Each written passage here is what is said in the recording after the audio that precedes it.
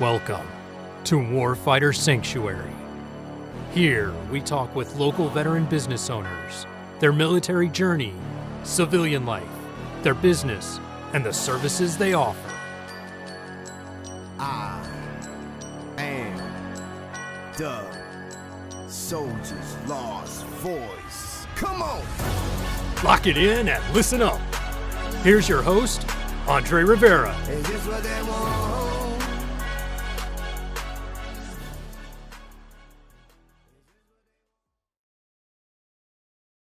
Welcome to the Warfighter Sanctuary podcast. I'm your host, Andre Rivera, and we are sponsored by the Veterans Resource Network Foundation, which is a 501c3 nonprofit organization dedicated to empowering our veteran network. We're trying to build that bridge for veterans transitioning from the military to the civilian sector. While our counterparts and peers were building networks while they were going to college, we were serving our country. So we really get to build those social and business networks. And that's what we're trying to do here. We do that by highlighting veteran businesses. In our podcast this week, we have Justin Cramer, who's an ANGLICO Marine. And I got out of the Marine Corps in 2018. And, when I got out, I remember going on one of the ANGLICO Facebook group pages and somebody was like, hey, is somebody at the unit that can get me a t-shirt? And I was like, why are we still doing this? Why aren't there people making ANGLICO stuff? The only stuff that was available, like ANGLICO logos, weren't well made. They were like Chinese knockoffs, and you could tell they weren't made by somebody that was at ANGLICO because they had like giant logos on the front and stuff like that. So when I got out, I was starting college, and I decided to start a t-shirt shop. And that kind of moved on. While I was in college, I did a degree in advertising. And following that, now I do digital marketing. I started the Former Action Guys podcast as well while I was in college. So I do a lot of stuff. I do the Former Action Guys podcast. I have anglicoshop.com, jcramergraphics.com. And then I also do digital marketing work for people like SEO, search engine optimization, for local businesses and stuff that are trying to, get better rankings on Google without having to pay constantly for advertising and stuff like that. So, yeah, that's my gig now. Wow. No, that's a lot. And that's a very entrepreneurial. And so let's talk about that. How was that transition? How did you get it? You explained a little bit about how you got into the t-shirts, but then you did a lot of other things. How did that happen? So people that listen to my podcast will know I got out at 12 years as I was a staff sergeant, and I was in below zone, and I could have gone into zone the next year. But I got sent to go do a MEU, and then they were going to send me right back again on another MEU. And I was like, look, I'm trying to do other stuff. Like, if you send me on this MEU, I'm going to get out. Because they were going to send me away from ANGLICO to go be a MEU fires chief. And I had just come off the deployment from the MEU, and I knew the MEU fires chief wasn't doing anything. And this was going to be my 5th deployment. And I was like, this is a waste of my time. I don't want to do this. And at the time, I was a JTAC and a JTAC evaluator and a team chief at ANGLICO. And it was there's not very many people that are a JTAC evaluator. No, not at all. And I was like, this is a waste to even go over here. It's not even a JTAC billet. And they sent me there, and I was like, all right. So that was like 2 years away from my EAS, and I told them, I was like, if you send me here, I'm going to get out. And I got to the MEU, and I was like, you know what? Grow where you're planted and make the best of a situation. I'm a JTAC evaluator. I want to become a WTI. And I know they have a seat for it. And when I first got there, I talked to the air officer. I was like, hey, sir. I was like, I was like, do you have a seat for WTI? And he's like, well, I'm not sure. And I'm like, well, you do. I know you do. I've been tracking it. And he asked if I wanted to go, and I was like, yeah. And then he's like, well, no, that's an officer's course. And I'm like, no, it's not. And we kind of had this back and forth. And then I found out that they didn't send anybody to the school. And that right there was like, I'm done with this. This is my 5th deployment. I'm a staff sergeant, and I'm getting talked not down to, but like, kind of like a who do you think you are? Even though like saying that that's an officer's course was like the final straw for me. After doing ship deployments where you get treated like shit. So I decided to get out. And on my way out, I had another MEU to do. So I just enrolled in college and started crushing as many classes as I could using TA, and knocked out like 30 something credits in that 2 years. What'd you focus in? At the time, it was just general education stuff. What I did was I think the problem that a lot of people have with online schools is they take these super easy classes and think that they're helping them, and they're using, oh, I took these classes and they'll help me when I get out, when I go to another college. Well, what they don't look at is the articulation agreement is what it's called. And what that means is, hey, this school will accept the credits that you took from this school. So I wasn't sure where I was going to go or what I was going to do. And I used Central Texas College is the school that they used on base. And I just looked at the articulation agreement and I was like, if this class I'm taking will transfer to USC, which is hard to get into, and it's a high-end school, obviously, here in California, I was like, it'll transfer anywhere. So I only took classes that would transfer to USC, knowing that anywhere else I went to, if I stayed in California, which I did, it would go into. So I was just taking general education, early history classes, early English classes. And then my EAS came around, got out, stayed in the area, started school I had to take, because I had college credits. If you don't, you have to have a certain amount to transfer to other schools and stuff like that, which I didn't have. Most schools require you to transfer as a junior. So I had to take another year of classes at the Miracosta Community College right off the base there, and really good time. And while I was there, that's when I saw a post on Facebook where someone was like, hey, is there anybody at Anglico that can give me a t-shirt? And I'm like, this is stupid. Like the fact that it's not, the fact that this isn't an available thing. There's so many people that were, I mean, I know it's a super small unit. I mean, for those that don't know, Anglico is like 160, 200 people most, and there's only 6 of them. So there's not a lot of people that go through Anglico, but there's enough where this shouldn't be an issue. Absolutely. I compare us, like if you compare the other branches, like we're so motivated, we're so proud to be of Anglico. Yeah, for sure. It's like, so I never understood, like, and when you get out, you try to get like gold wings, and it's always going to have some Force Recon thing on it. I'm like, I'm not wearing a Force Recon cover. You know what I mean? And there's nothing like that. And then I love our mission. I was Anglico as well. And I actually love our mission. But, what I wanted to take a moment to say is, like, what you just talked about is critical. That's exactly why we do this podcast, because there's veterans that are getting out and they do that. They take the wrong classes in college, and that are not transferable. And then they go, oh, I've heard that so many times. And I go, man, that's why, we have our directory, things like this, these are lessons learned. We should have this at one website. I should include it in my website. Like, when you get out and you're trying to do education, these are things to consider, because a lot of us are doing it for the BAH, and it's okay. But don't waste your time, man. Don't skate, because now it's your life. You're not skating the core, you're skating your life, man. And you're missing out on opportunities to learn. And also, what I will tell you, because I took my MBA way later with the Voc Rehab program, but also this is a great opportunity to build your social network. And if you're taking BS classes, you're hanging out with BS people that are also taking BS classes. Take serious classes, because guess what? You might meet some great contacts, and that's going to help you in your professional career, whatever it is, So I just want to take a minute to say that, because, man, that exemplifies why we're here doing this podcast right now, because advice like that is priceless. And a lot of veterans don't think about it. They get out, we're in isolation, we're on our own. We don't call someone to ask about that. We're just like, oh, I'm going to take these cool classes, underwater basket weaving, I'll get 3 credits, I'll get my BAH. Before you know it, I'll be working here. And it's delusional, and it sets them up for failure, Well, I would also say I got an advertising degree, like journalism and advertising, which is probably the bottom of the barrel, kind of almost as in degree wise. But it's if it's something, if you've never done any kind of content creation or any kind of media or anything like that, then it's probably a good course, probably a decent course. But because it's geared towards kids coming right out of high school, a lot of this stuff was super basic. And I was like, So what I did to take advantage of like networking and stuff like that was like join the Veterans Center, go to the Veterans Center and study and just like talk to people and stuff like that. And, I mean, I think everybody ought to use their education benefits in some way. You don't necessarily have to try to go to a university and get a degree and whatever, but your local community college probably has a course on how to work on an engine, or maybe you are a small business owner and you're tired of paying your accountant, so you can take some accounting classes. At a minimum, I think people ought to be go to their community college and take a business law class. That's an intro legal class that sounds like obviously business law, but it's a introduction to the law so that you understand your basic rights. I thought it was I thought that was, out of all the classes I took, I think that was one of the most important ones I took. And I just wrote that down. I need to take that. It's a good class. I mean, it's such a good class. And so what I did was because I had taken enough classes when I got out, or before I got out, I had, like I said, I had like 30 something credits. I think 1 or 2 still didn't transfer. Something happened with the agreement, but almost all of them transferred over.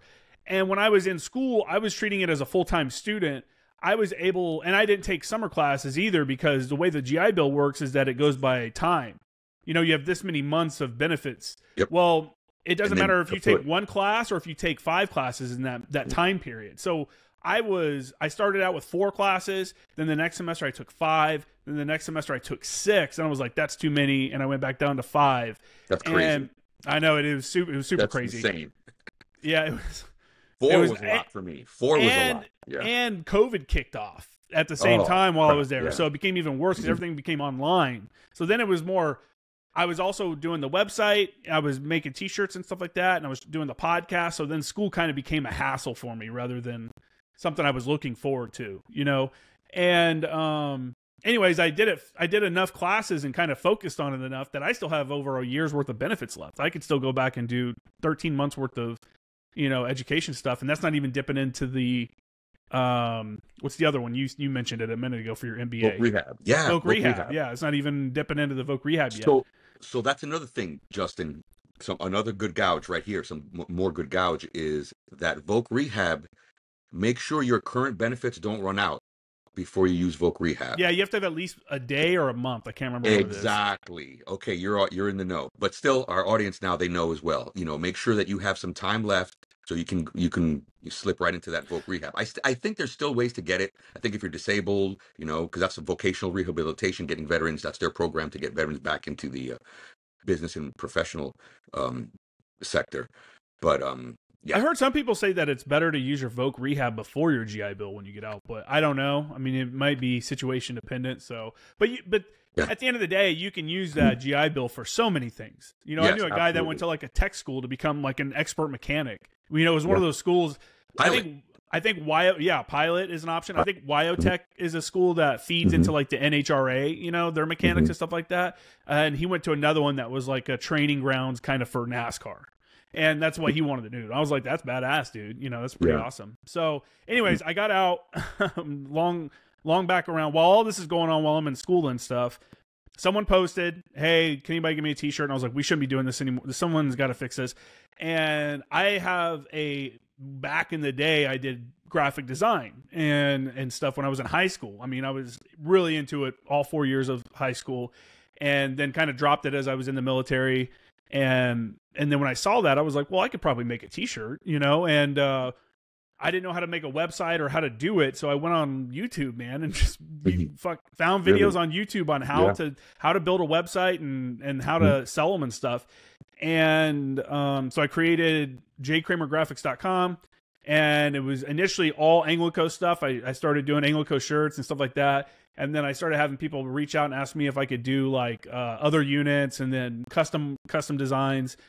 And initially I was actually losing money because I didn't understand finances and I didn't really understand what I was doing. I was like, oh, I'll put a price on this. And I had a printer. The way it works, I have a printer. I do the designs and website and stuff. And then I have a printer that prints the order and ships it out for me. And they take their cut of it and everything like that. And I didn't really understand all the fees and everything. And it took me a second to realize that I was kind of paying for some of the orders. Like I wasn't charging. I didn't want to charge people $8 for shipping. That's what they charge. I was like, that's a lot, you know? So I was like charging like $4, but I wasn't adding enough back onto the t-shirt side. So I was losing money and not even thinking about it for a minute. And then kind of, you know, I learned as I went and more and more stuff. You were trying to take care of veterans, you know, because you were like trying to eat some of the costs with the shipping. I mean, yeah, I felt bad. So when I first started the site, the first shirts were like $19 or $18 because I was like, I want to keep it cheap enough for like, you know, PFCs in the unit can buy what they want. And but again, I didn't realize I was losing money doing that. I was paying out of my own pocket for people to buy t-shirts. Wow.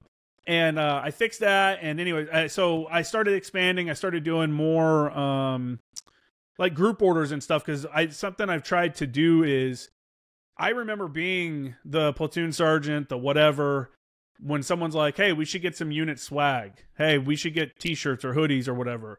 All right, well, now we got to make a spreadsheet. Here's the options, sizes, colors, styles. Everyone fill out what you want. I'll place the order. Now I got to go and pay up front and then go around and collect money and hope everybody's going to give me the money and stuff. Yeah. And I did that with shirts and hoodies, and 2 different times on deployments we bought guns.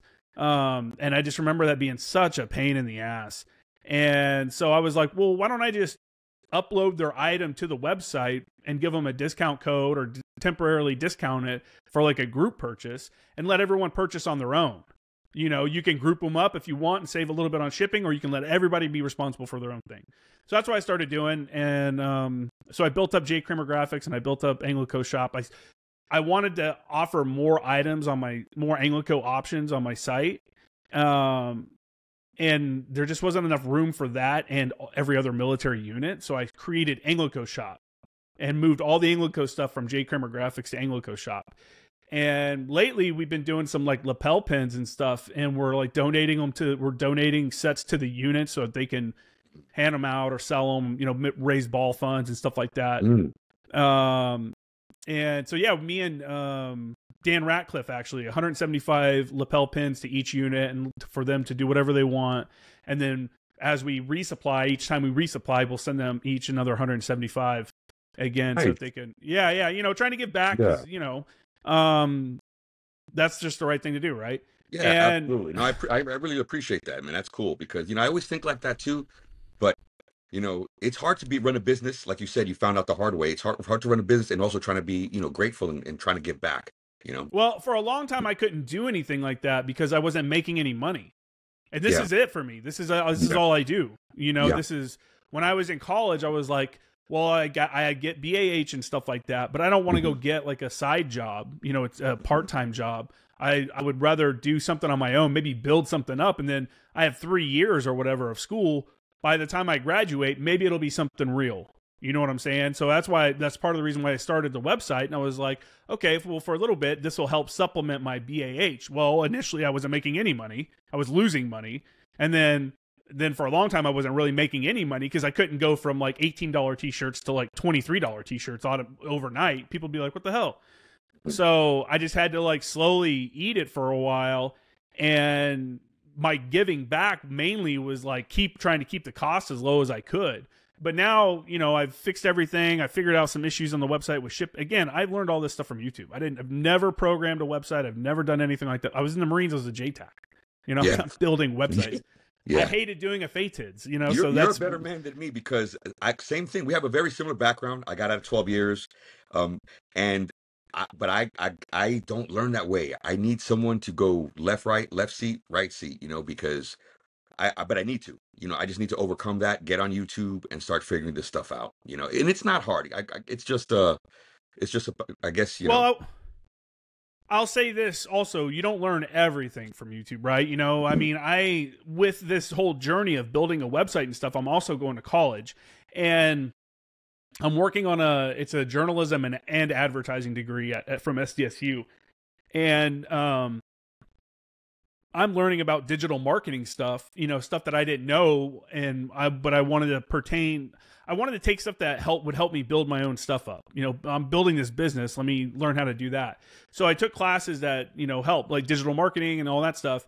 And it was all very basic and everything. And I did learn a lot from YouTube. But then when I got out, I was doing digital marketing stuff. I knew how to promote my website. I knew how to do social media to an extent, but I also knew that I had learned everything on my own and that there was stuff that I didn't know. I was like, I know there's stuff out there that I don't know. So I went and got a job at an advertising agency locally because I'm like, they're going to have access to software and stuff that I've never even seen or been introduced to. And let me go get like real training.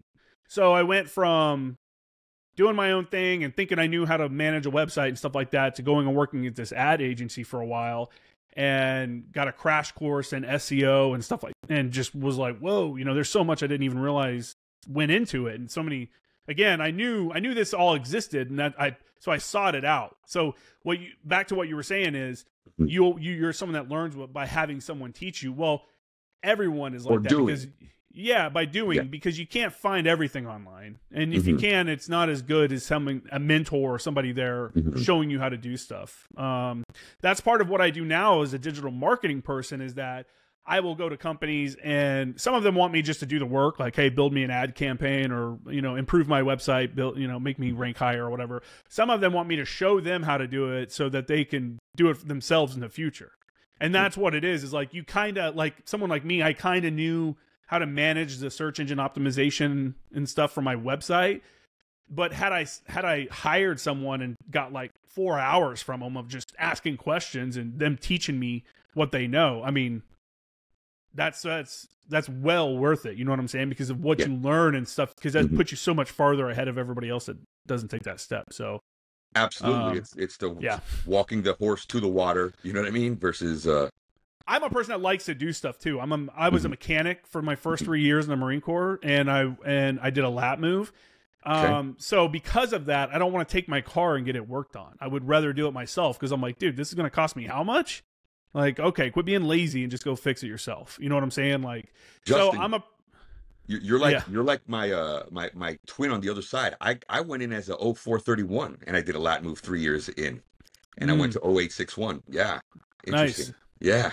Yeah, I was open contract, so I didn't want to be a 3521, but that's what happened. My job. I hated being a 0431 because they just, how the Marine Corps is. They're like, oh, so you're supply. I'm like, no, I'm not supply. I'm logistics. They're like, whatever. Go to supply. Shut up. Same difference. Go work in the warehouse. Yeah, exactly. Paint these boxes. Yeah. And so I like to be self-sufficient and stuff, and so I looked this stuff up because I want to be able to do it myself, which is probably one of my flaws, that I don't bring more people in to help me out with stuff. I want to do it all. Like, I still manage everything myself, because at the same time, while school, website, that's going on, I also started the Former Action Guys podcast. And can you talk a little bit about that? Like, what does it entail? Yeah, it's just, I got out and I was like, man, I know so many guys that did badass stuff, like all these dudes that are like JTACs and stuff that were part of like Marja, Sangan, freaking Iraq, Ramadi, Fallujah, all this stuff. And I'm like, no one will ever know anything about them.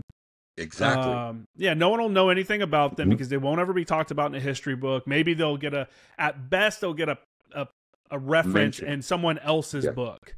Exactly. Man, you pegged it, because that's us. They'll say Fic 3, we're in books, and they just mention like a little paragraph this small. You know? But what and we all these did guys was crazy. It was it was insurmountable odds. It's like crazy, and then they mention just a little footnote. But at least we're there. Yeah. A footnote. But it's good to have a podcast for us. And I told guys, I'm like, think about it like this: like your family. Like, how awesome would it be? My grandfather on my dad's side served at the end of World War II in Japan as part of the occupation force. And how crazy would it be to have audio or video of him talking about it? Like in his own words, not something someone else passed on to me, not just maybe he wrote a letter and that's all you have, but like a 2-hour conversation. Wow. Of just talking about everything he did, and I thought, that's what I tell guys. I'm like, I love that, man. This is something that your family, your great grandkids will be able to find on the internet, because I'm sure they'll still be able to find it in that many generations from now and go, yeah, this is what he did back in Afghanistan or something like that, or whatever. So yeah, that was kind of it for me. And I thought it would be cool. And, everybody's like, yeah, me and my buddies are super. I grew up in the time when, what was that show? Fucking Paris Hilton or whatever, whenever they were on TV. And I remember us teenagers seeing that on TV, like her reality show, and being like, we're way more interesting than them. And everyone says that, them and all their buddies say that. And I'm like, I kind of think that, I kind of think like all these dudes did some crazy stuff. So I was like, let me record some and see what it does. And I started off in audio version, and I gave myself I was like, by episode 45, you're going to be on video as well. Because I'm recording already. I might as well do video and just put it on YouTube. There's no reason not to. And now the YouTube channel is bigger than the audio version. And I challenged myself by starting my very first post about it and stuff. It was every time I talked about it, it was episode 001. And I knew that was my challenge to make it at least to 100, you know? And I knew people saw that and they're like 001, like, you know, like, okay, what's that about? Kind of deal. Like, I like that. Will he do it? That's kind of a bold thing, you know? Exactly. So yeah. So that was like a challenge to myself and stuff like that. And I've been interviewing people, and like I said, I started off with guys I served with and knew from 10th Marines, from ANGLICO, from, you know, whatever. And I've moved on to everything from, you know, an assaultman, just a Lance Corporal assaultman that was in Iraq, to some of these like high-speed Delta operators that, you know, retired as sergeants major or whatever. And it's been, you know, humbling to get to talk to some of these individuals and have the opportunity. I got to interview the General Bellin, who was the commanding general of the Marine Corps Reserves, you know, like, wow. So it's like a unique opportunity. Yeah. I was like, wow, you know, so yeah. And, yeah, that's and it. How did you get him? Like, you had to build your credibility. You built several episodes, or someone reached out to me. A mutual friend of ours, I guess, reached out to me and was like, hey, he loves your show. He'd like to come on. He asked to come on. Yeah. Yeah. I was like, oh shit. I was like, oh, this general's listening. Fantastic. Yeah. I was like, I'm getting some traction, I guess. Yeah. You know, that was my thing for a long time, and still kind of is. I've never had like an actual advertiser. I've never had any like a brand sponsor or anything like that, because I've never really sought one out, because I wanted to be looked at as legitimate before I did something like that. Or asking some of these, like, I guess, military influencers, you know, that are more famous or whatever, someone that would go on like Joe Rogan or something like that.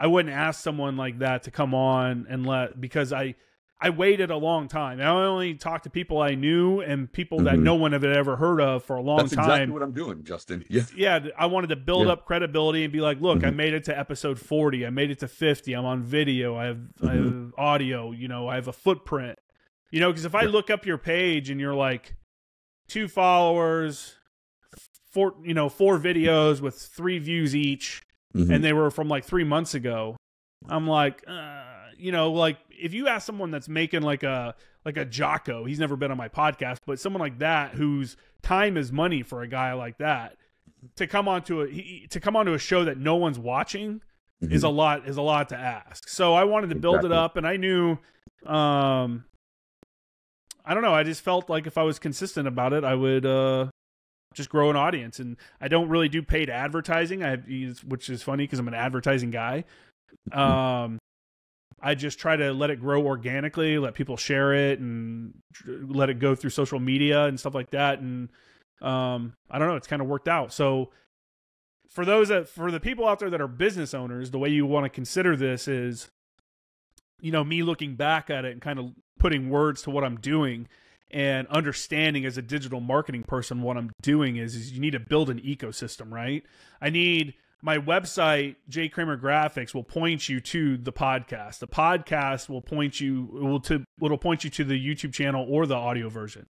The YouTube channel and the audio version will point you to my website and will also point you to my social media. If you go to my Instagram will point you to the podcast, and to other social media channels.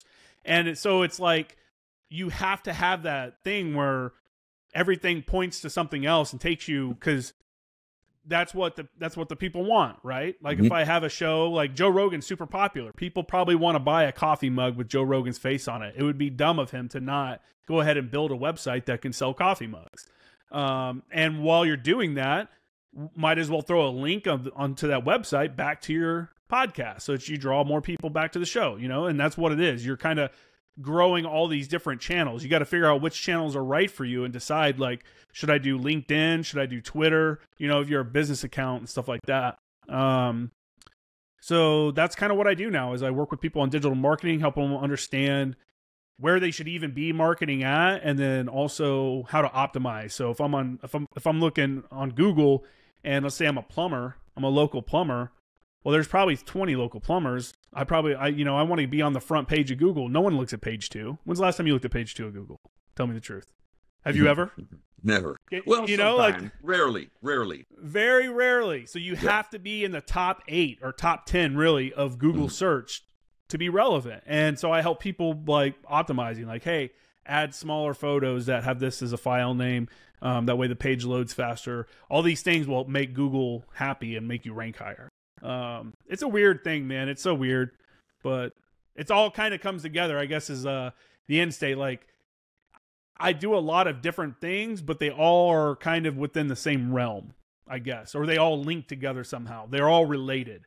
My podcast promotes my website, which promotes my podcast, which promote, my digital marketing and stuff like that. It all kind of, so as a business owner, for people listening back to that, that's what you ought to try to consider is like, where is my audience and what do they want to hear? Got it. So let me ask you. So you said the podcast is not monetized, you don't have advertising. And how does that work? So on YouTube, it is monetized on YouTube. I do get ad revenue from YouTube. Okay. I don't have brand sponsors where I'm like, hey, this show is supported by so and so. When you are monetized, I'm monetized on the audio version as well. When you do that, all YouTube chooses. I don't know they could put ads for whatever in there.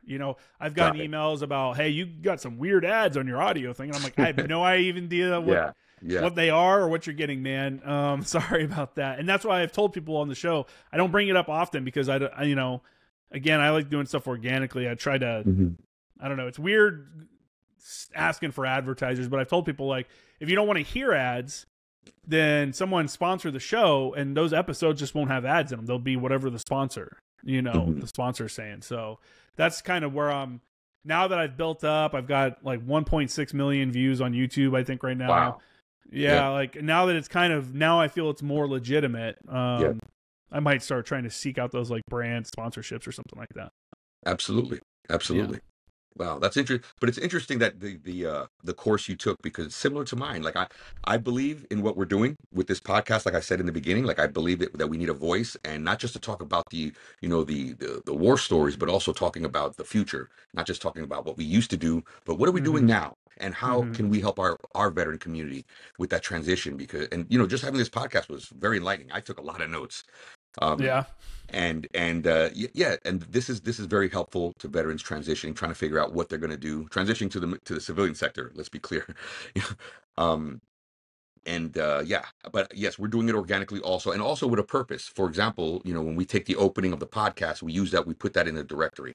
So when folks go to see what that veteran is selling, products, services, whatever he's providing, they get to see a little clip of him actually explaining it. So it humanizes the veteran. And if you want to get to know more about the veteran, there's a link to take you to the full podcast where he talks about everything else, Yeah. So there's a purpose with it too, But yeah, we want to do it organically, so it comes off from an authentic place, a genuine place, and see where it goes, And if you're a business person, looking to be a guest on the show or on your show, my show, really, if you have a podcast, you should be doing this. The thing that's good is that I get to promote my guest business, books, stuff like that. They get to come on and try to reach out to a wider audience. On top of that, as an SEO guy, I look at this. I'm going to add, let's say you have a website. I'm going to add your website link to my description, and that's going to give you a backlink, which if you don't know what that is, backlink is just a link to your website. So let's say Washington posted an article about you, and they said Warfighter Sanctuary is the place you can go to and the Warfighter Sanctuary part is highlighted in blue and has the link. That's a backlink. It takes you back to your website. What that does, Google sees that and goes, oh, this is obviously a legitimate website because this other website is linking to it. So that makes it more legitimized. Gotcha. And every time you have one of those, it improves your rankings. There's more to it than that, but that's the oversimplified version. But see, that's critical to know those things. And and it goes back to like when I think of like the meetings we have, because we all want to join when we leave the military. We still have that sense of camaraderie that we want to seek. So we join VFWs, we join American Legions, and then we have those meetings. And like those type of meetings, I feel like they're not really relevant to my life right now. Doing raffle, asking people for money. Yeah. But for example, what if there was a place where they have meetings about all the things you're just talking about? Let's say once a month we have a business meeting, and everything you just talked about, that is relevant to almost 90% of the industries that are out there right now. You need a social media presence. You need a YouTube. You need a lot of this. A lot of this overlaps. So this is the type of stuff that veterans today need to hear and learn about, and with intention. Yeah, I've tried to. So I'm a member of the local American Legion. It may be lapsed now. Actually, I might need to check my dues. But to be honest, and I'm sure people can agree with me that are veterans, it's mostly like 70-year-old plus dudes. Exactly. And they have zero interest in digital marketing. They have zero interest in mine. The one I go to, they don't even have a bar or anything. So the only thing they do there is like do bingo. You know, and then they're also asking how they can bring in like a younger audience. And I'm like, well, you got to do something other than bingo because that ain't it. You know what I'm saying? I don't know anybody that plays bingo except for people that are stuck on ship and they're only doing it because they're stuck on ship. Yeah. So they've been trying to reach out more so by, I think they're going to host a gaming tournament and stuff like that and send like video game systems out to some of the ships that are deployed right now. And then when they get back in, have a tournament at the Legion between the 3 different ships that they send gaming systems to. And I was like, that's really cool. You know, that's a good way. Yeah, it's a good start, but that's not the norm. You know, most guys are just there to hang out, and it's a bureaucratic system that is extremely slow to change, and it's very cheap. You know, like they don't want to spend money on anything. There's a lot of stuff they can't spend money on because of how they're structured tax-wise and stuff like that. So you can go in there with a bunch of ideas of stuff and be like, hey, we should hold business meetings like once a month or whatever, and have all the Legion business owners come in and we just have a discussion. Problem is it's going to be hard to find actual business. I mean, this could be mind specific, but I don't think it is. No, again, most of the people are 70 plus. Yes, yeah, they're mostly retired guys that are not in business and stuff like that. So it's not necessarily the best place for that, I suppose. Exactly. And it's like, you know, we'll join, and because we want to, and I love being around the older gentlemen, and I don't want to take away what they have, but that's why I briefed this Warfighter Sanctuary in Syracuse University back in 2018, because, you know, we do need a place like this. Imagine if all the decision makers of a facility were business owners, and like we're running it, you know, and like we have a board, and we're like, hey, what should we do? We're business owners. Like we can do whatever we want. We can rent out space, and like the VFW down in South Beach, they're moving in that direction. They haven't really acted on it yet, but there's plans in motion, and that's great. You know, they have a great facility right there on South Beach, one of the best views of the sunset.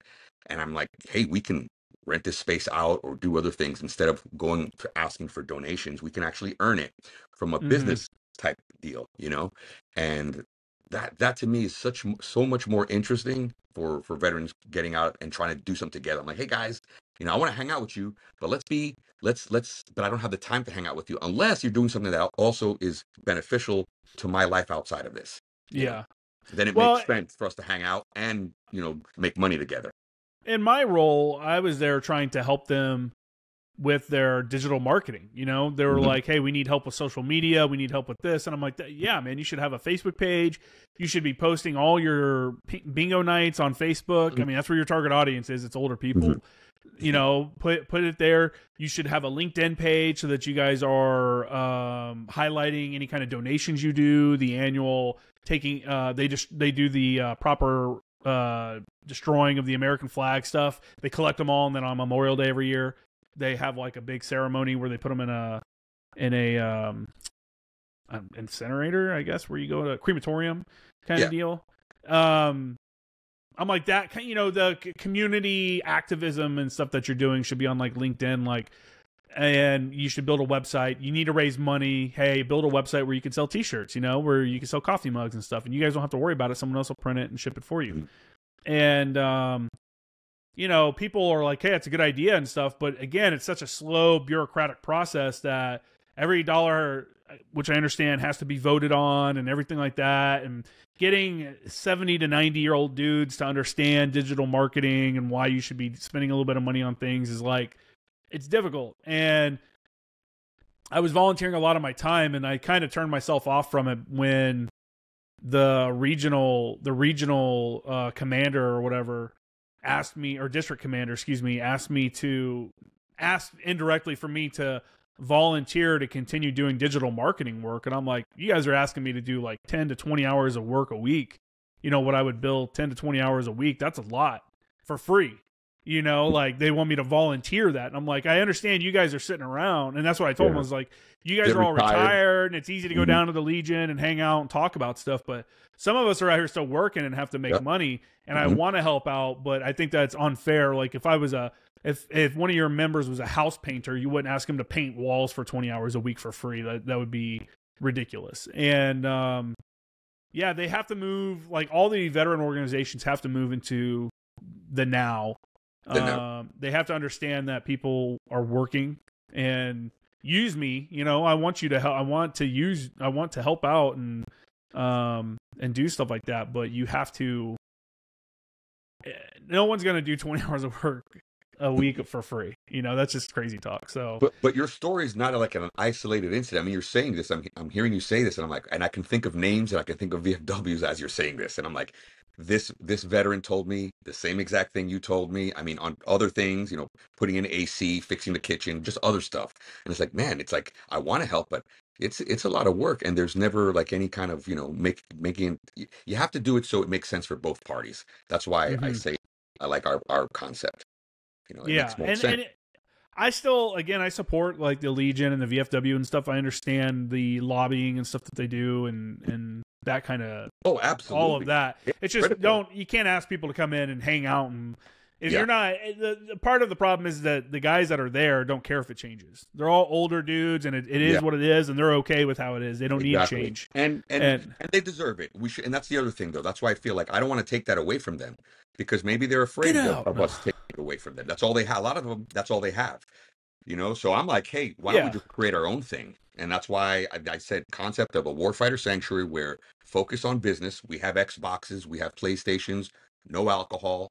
We have, you know, maybe espresso, protein shake, something healthy, holistic, you know, medicine. We have jujitsu mats, free weights, nothing that can break, no machines, something simple and basic, but with office space and a podcast area where folks can schedule their podcast.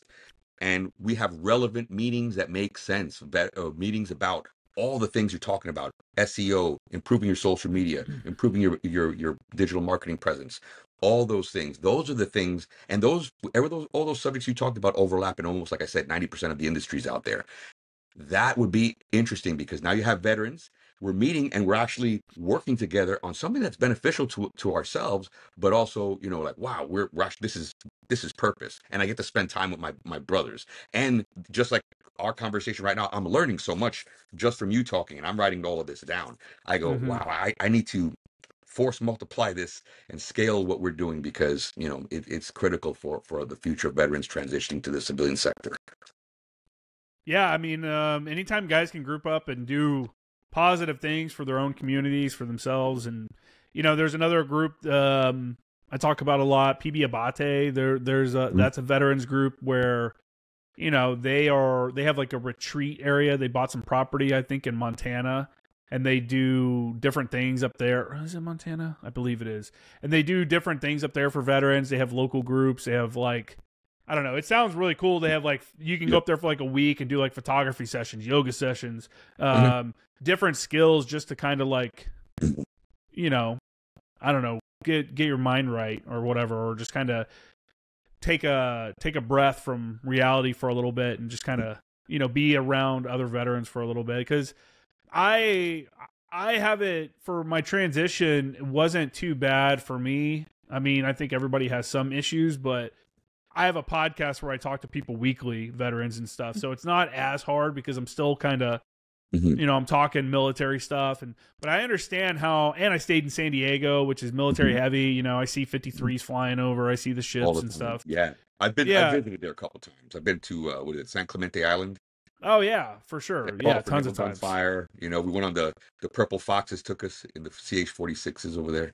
That's the spot out there, San Clemente Island. What's the bar? The crab, something crab, salty crab. There's a bar on that. Yeah, I don't remember. there's a bar on the island that's very small, and it's on one end of it. I don't think we made it to that. I don't think we made it. If it was on the island, then we didn't make it to that. Yeah. If you went out there as a student, you definitely didn't see it. If you went out there later on, you may have run into it. But yeah. So for me, the transition wasn't as bad, because I kind of have one foot in the realm where I am keeping up with military stuff. But if I was like 22, 23 infantry guy with a couple deployments or something, and now I'm moving back to Kansas and no one is a veteran and there's nothing, yesterday I was at Camp Pendleton and I had my last PT session with the platoon, and now tomorrow I'm sleeping at mom's house and I'm looking for a place to move into. Like, the culture shock there has got to be crazy. It's incredible. It's incredible. Because you don't know how to talk to people. People can't relate. If I'm 22, 23 years old and I just got done with an enlistment and now I'm going to college or something, there's no way anybody in that college can relate to what I'm talking about or have seen or done, especially if you've done deployments, even if you've only done like a MEU or something like that. Just having that understanding of how other cultures are by, going on port calls and stuff like that, or training with other countries. I think it probably opens a lot of people's eyes to how good they had it in the Marine Corps and what they really let go of. You know what I'm saying? Yep. Because it's got to be a culture shock where they're like, holy shit. Because for me, the problem I most have is finding like a purpose. And I think that's a lot of people. And it's like, I enjoyed being a JTAC. I enjoyed being in the Marine Corps. I enjoyed all this. I mean, I got to go out to the field and conduct my own air shows. You know what I'm saying? And then I was a JTAC evaluator where I get to go out and help other people become better at the job and make sure that the profession is as professional as possible. And where it meant something if you messed up. If I'd mess up when I'm dropping 1,000-pound bomb, there's an issue there, or if we call in artillery and we put it in the wrong, there's real world consequences, and it means something. And then you get out into the real world and no one gives a fuck about anything and nothing really means anything. It's hard to find. It's easy to look around and go and lose purpose and be like, what am I doing? I'm getting a degree in business so that I can go and work in a cubicle for this Fortune 500 company. For what? What's Even the purpose if you're making there? 6 figures, it's not fulfilling the requirement of purpose. Yeah, exactly. So even if you're making the money, it's like, well, I'm in this office doing this for this company, but I'm not a JTAC. Doing all the things you were just talking about. I remember being in the Marines and I was a newer JTAC. I'd only been a JTAC for maybe a year, probably 2 years at that point. And it was at Camp Lejeune, and I went to Walmart to go get something. And a dude that I knew was a JTAC was out there in a Walmart vest pushing carts, a guy that had gotten out. And I'm like, dude, what the fuck? What are you doing? And in my own mind, I'm like, dude, that's a hard job. Like, being a JTAC is a very hard job, and there's analytical skills, decision-making skills, safety, you're thinking of all this stuff while you're doing it. And that should be able to translate over to actionable skills that people would want and stuff, marketable skills. And to see that this dude is, and I don't know his situation, I didn't talk to him really, and maybe it was just like he was in college and this was his side gig while he was doing college. But it was crazy. I was like, whoa. This in the Marine Corps, like, you told someone you're a JTAC, and a lot of times they're like, oh shit, that's a badass job. That's crazy. And to go from that to being a dude pushing carts at Walmart, I was like, what the fuck? And this isn't a slight on him or anything he did, but I'm in my mind, I'm like, what does that do to your mind where you're in this like stressful job that people give you? People will take your advice because they don't know what you're talking about. People don't understand fire support. When I'm telling you, hey, I got to hold aircraft at this altitude and I need you to shoot mortars this direction, they're just going to be like, okay. They're not going to ask questions because they know you're the professional and that transcends rank as well. If I'm a staff sergeant JTAC, a lieutenant colonel he's still going to ask me for advice for stuff. And that's one of the things I like. I was useful and I was part of, I was being actionable when we're doing something that mattered. When we're maneuvering, I'm helping. And to go from that to pushing carts would be a mind fuck. Yeah. You know what I'm saying? Being a cog in a corporate wheel.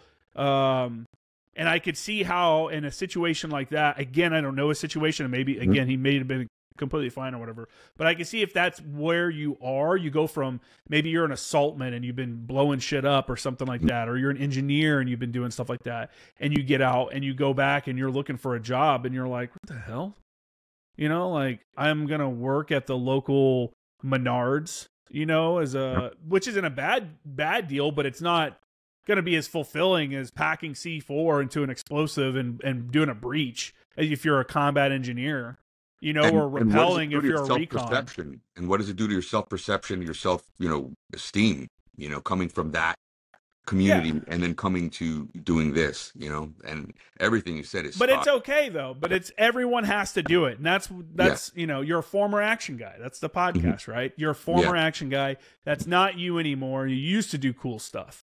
And that's okay. And you got to find the guys that get out and like seek the adrenaline in other ways can have issues.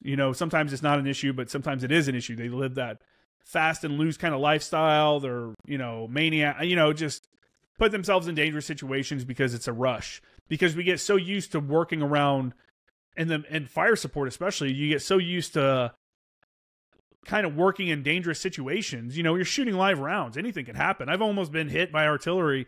I had a round land 50 meters from me in training, an HE round. And that kind of shit doesn't happen in the real world. So people seek that out. I kind of did stuff in college, man, when I would have the papers due, which was all the time because I was a journalism major. I would wait until like 12 hours before the papers due and then start writing it to put this which is the worst thing ever. But it was like this artificial pressure on myself where I'm like stressed, and that's when I felt like I was doing my best work. It's not good. But a lot of people, I've had other people tell me they did the same kind of thing. Yes. And I've literally turned in a paper 1 minute before it was due. I was like, oh shit, like hoping the upload didn't mess up. Like, I messed this one up. I totally relate to what you're saying though. I also think it's because we like that pressure. Like sometimes I seek that pressure. For example, I'm going to meet my timeline. Yeah, we're talking JTAC. Like in training, we're the Marine Corps. We're poor. We'd go to OP2 and we get, -1 and -2 in training. That's it. You get these two birds for this many time, 30 minutes here, 30 minutes here, and then that's it. And then you go do it for real. Next thing you know, you're stacking 3 sets of aircraft for the fucking first time. You've never done that before. You've heard about it. You haven't even talked about it that much in rehearsal because you've never had that opportunity to really do it. You just say, well, theoretically, we would do it this way. Then you're doing it live for real, and there's real people on the ground, and there's real lives at stake. But somehow you're able to do it. I feel people like you and me, former action guys, we seek that adrenaline. And it's like you get into that flow state where things like just work out, and I think we seek that still, even out here. But yes, what you're talking about purpose, that's the missing link. And when you talk about the JTAC you saw pushing carts in Walmart, and we don't know his situation, and I'm just using that as an example. It's not him personally. That's how suicide is not such a far step from that. It's so easy to fall into that unless you get that guidance. And that's what this is all about. Just finding, having a directory or having a place to go. You see all these other veterans like yourself that are doing things, that are being successful, that are being innovative and creating, this is all the positive things that veteran should be at. He should be attending, he should be going to that warfighter sanctuary once a week, mingling with other veterans, finding out what they're doing, and finding out a way out of pushing carts, Yeah, for sure. I mean, use what you have. I mean, a lot of people don't understand. I don't understand why people don't understand their benefits. It's like 2024. Everybody has access to the internet. Everybody has a internet device in their pocket. 99% of the public does. You can pull that out and you can find out the answers to like anything. Like use that. Yeah. Quit wondering, how do I do this? How do I do that? Yeah. I mean, quit wondering and then not looking it up. You have the information in your pocket. Yeah, I don't know. It's again, yeah, you're right. The stress. I think my brain works better under stress. I think it's like firing faster. It's like, because it's that adrenaline, everything's good.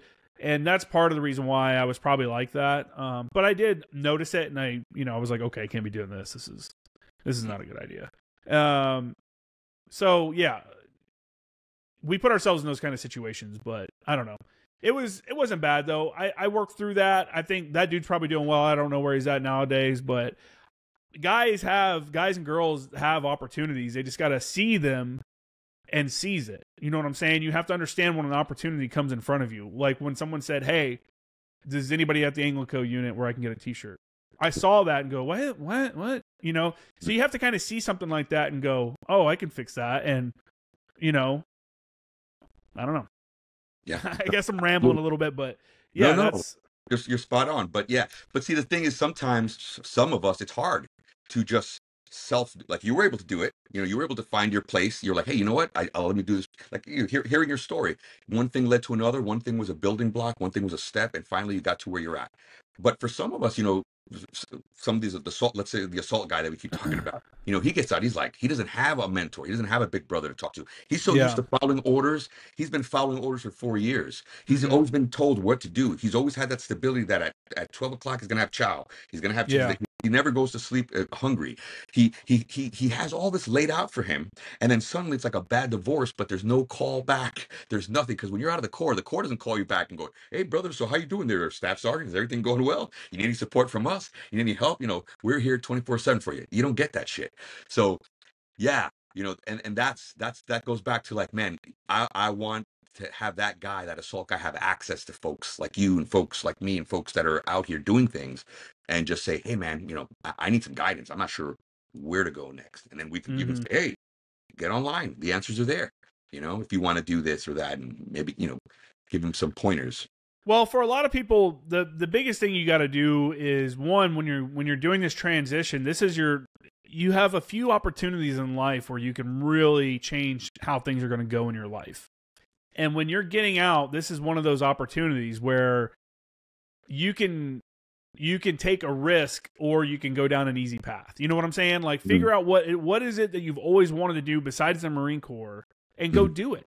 And I tell people, I'm like, a lot of people don't chase their dreams because they're not in a financial situation, a mental situation, whatever, to do that.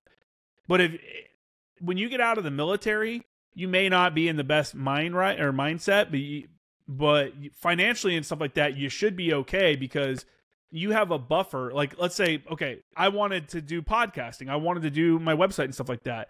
I use going to college and receiving BAH as I'm getting paid to train to do the thing that I want to do. I'm doing this digital marketing stuff, and I'm getting that money at the same time, and I'm getting some money from the VA at the same time.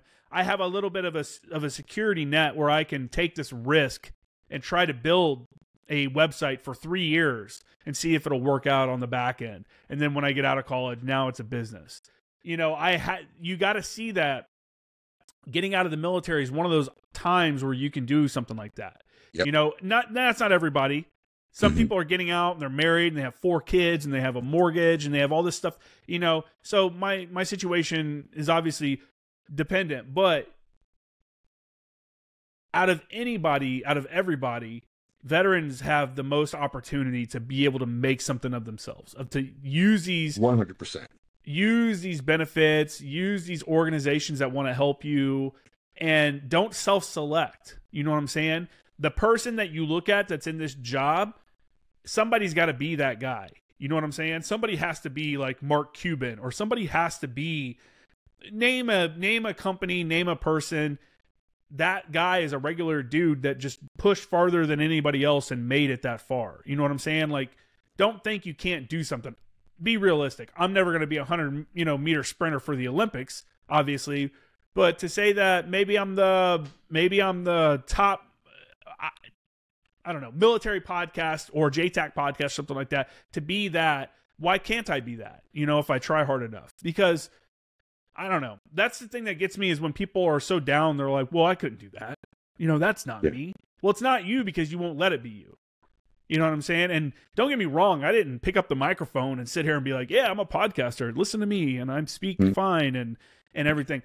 My first recordings were so nerve-wracking. I would record with people, and then my early ones, if you listen to my very first ones with the audio only, I would do like an intro. I would talk for like 10 or 15 minutes about current events and stuff like that, and just kind of ramble a little bit before I went into my actual episode. And when I would do those intros, I would be sitting in my living room by myself with a microphone and just be like, I'd start recording and then be like, God damn it, idiot. And like, that sounded stupid, and go back and redo it again. And I'd be sitting there like drinking on a little glass of whiskey and being like, it sounds stupid. Fix it, and no confidence at all. Like, I hate hearing my own voice. I still hate it, All of that exists. Like, you just have to be okay with it after a while. Like, no one starts off. There's a quote, or there's like a saying, like, if you can't be okay, or if you can't be embarrassed to learn something new, then you'll never. Something like, if you have to go through that embarrassing phase of, like, I look back at some of my early episodes, the editing is horrible. It's just like I do photography as well. My early photos, I'm like, which I thought were amazing editing and all this stuff, I look at, I'm like, oh my God, that's horrible. That looks like trash. I cannot believe I put that on the internet for other people to see and said, look at this, But that's what happens when you grow as a professional in whatever it is that you're wanting to do. You become better. You see, like, oh, that's not the right way to do it. This is the right way to do it. That's just, I don't know. That's just really that's the what best I'm going advice. through. Everything you're saying, I relate to, because that's exactly what I'm going through. With our podcast, it was a little easier from the beginning episodes because I did a YouTube channel, in my personal business, and I also auditioned for a couple of short films to break. But I was nice. Super nervous. You don't understand? Like, I was like stupid. Like, maybe the same. I don't know. But I was like, where I would sit there, it would take me 2 hours to do a 5-minute video clip of something, just because I was so insecure about my voice and what I was saying, and I was trying to memorize stuff, and I was trying so hard that it was coming out like crap. And I was like, man, finally I was like, look, I gotta just relax. But then, like, airborne, like, I was not scared of heights, but it was not something I really liked. But then just doing it, I was like, the hell with it, I'm just gonna jump, and same thing. It's like that adrenaline thing. Like, if I'm afraid of it, then that's exactly what I want to do. Same thing. So I was like, hey, let me just audition. I did a couple of short ones, and then that was super nerve-wracking, but it was so terrifying because you have everybody there with all these cameras, and they're all waiting on you. Yeah. Like, all these people got up in the morning, brushed their teeth, showed up on time just for you to say these few things. Don't screw it up. Woo, nervous as hell. But then after that, I felt so much more comfortable. I'm like, man, if I can do that, I can look at my iPhone and talk, or I can look at these cameras. I got all the cameras too. So, like, now I feel more comfortable. Yeah, getting comfortable being uncomfortable is as real in the military as it is in the real world. 100%. If you want to do something new and exciting, you want to transition to a different kind of career and something that you thought would be cool, it's going to be uncomfortable for a little bit because you're probably starting later than a lot of people. So you're going to be older. I was in college as a 30-something-year-old talking to 19 and 20-year-olds. You know what I'm saying? Like, that's just how it is. You got to be okay with that you are now the new guy again, and you got to kind of earn your chops, and you got to be uncomfortable for a little bit. I remember having a girl try to sit there and explain to me how to set up a tripod, because it was for a news thing, for a news camera, and it was just a regular tripod. And she's like, okay, I'm going to explain to you how to do this. And I'm like, even though I know how to do it, I'm like, but she insisted but she's in charge, right? And she's like 20, 21. And she insisted that she had to explain to me how to set up this tripod. I'm like, okay, show me how to set up the tripod. But that's the skill right there. Being humble enough to go, I'm going to just, and not being the assault guy that goes, what the hell is wrong with you? And get knife. Yeah. And there's people like that, man. I remember seeing guys at school that were like what we call motards. Yeah. You're like, dude, bring it down a notch, man. We get it. You're a veteran dude. You know what I'm saying? We get it. I mean, it's cool to be proud of your service and stuff, but just like anything else in life, nobody wants you throwing it in their face. Gotcha. I like a good motorcycle, but I don't want the dude cranking up and down my street, revving it as loud as he can. You know what I'm saying? Like, don't throw it in my face, whatever it is you're doing. And those guys are the ones that kind of put off people because they're like, it's kind of a clownish version sometimes of what a veteran is. Caricature of us. Yeah, for sure. I was very open about, people would ask me questions and I was totally fine. I've never really had a problem talking. Maybe it's because I never did anything that I thought was bad. I mean, war and stuff is bad inherently, obviously, but nothing I thought I did was unjust, right? You smoke a dude with a HIMARS, well, he was putting in an IED. That's his fault kind of deal. So it was nice to be able to talk to people about it and kind of explain what a veteran is and how it's different. They don't know anything. That's another thing people don't realize till they get out a lot of times is that civilians have zero idea what you did.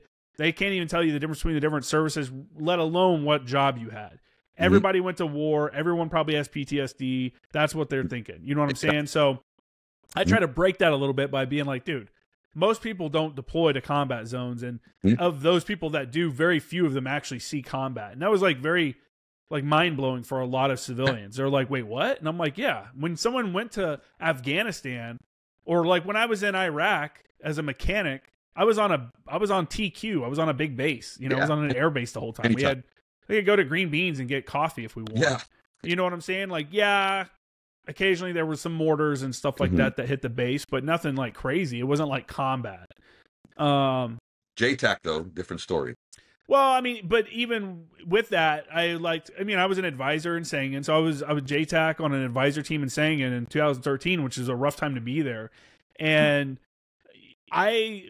like I said, I always try to be open about it, you know, about what I did and stuff, because I think the people deserve to understand what the military is, what they do, and, you know, where your taxpayer money is going.